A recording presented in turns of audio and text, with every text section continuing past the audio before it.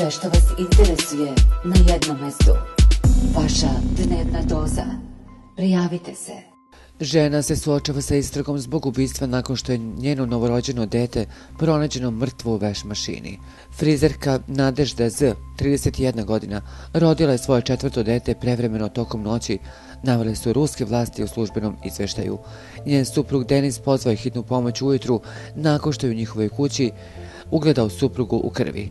Policijski izvor potvrdio je da je beba stavljena u veš mašinu i da je pokrenuta istraga o ubistvu. Majka se trenutno nalazi u bolnici.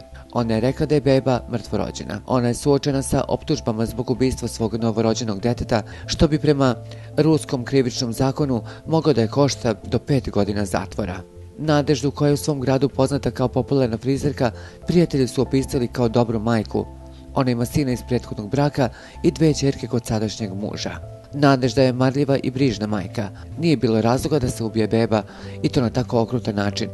Rekla mi je da se dete rodilo prerano i da je mrtve rođeno, rekla je Nadeždina prijateljica Elena. Nikad ne bih pomislila da bi ona to mogla da uradi, navela je ona.